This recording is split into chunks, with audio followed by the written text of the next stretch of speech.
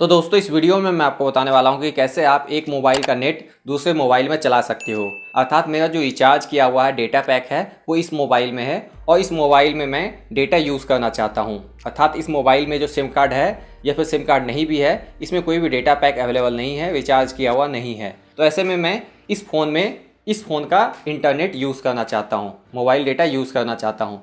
तो क्या प्रोसेस है इस वीडियो में मैं आपको बताने वाला हूँ। तो चलिए इस वीडियो को शुरू करते हैं। अर्थात मेरे इस लाल वाले फ़ोन में मोबाइल डेटा अवेलेबल है, अर्थात सिम कार्ड लगा हुआ है और उसमें नेट पैक का रिचार्ज किया हुआ है।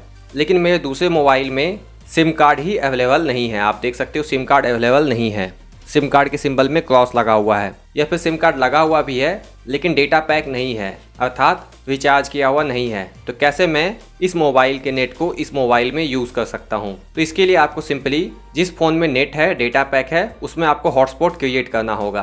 तो इसके लिए जिस भी मोबाइल में आपका डेटा पैक है, नेट रिचार्ज किया हुआ है, उस मोबाइल में आपको सेटिंग ऐप ओपन कर लेना है। सेटिंग ऐप ओपन करने के बाद सबसे पहले तो आपको मोबाइल डेटा ऑन कर लेना है।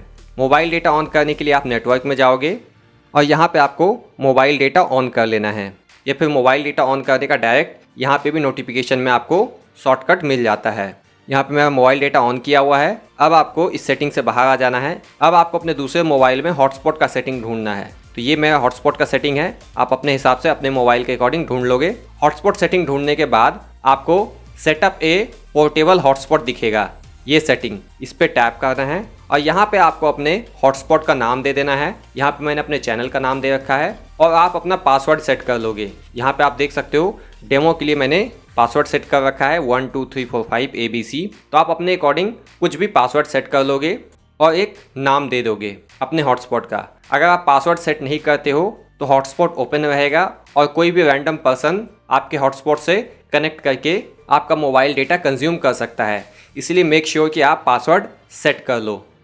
तो हॉटस्पॉट का नाम और पासवर्ड सेट करने के बाद आपको इस सेटिंग से बाहर आ जाना है। यहाँ पे आपको पोर्टेबल हॉटस्पॉट ऑन करने का ऑप्शन मिलेगा, सिंपली आप इसे ऑन कर दोगे। इसे ऑन करने का दूसरा तरीका भी है, आप नोटिफिकेशन में जाते हो तो यहाँ पे आपको हॉटस्पॉट का सेटिंग मिल जाता है। तो यहाँ पे मैंने सेटिंग ऑन कर दिया है। अब मुझे आगे का काम अपने दूसरे मोबाइल में करना है।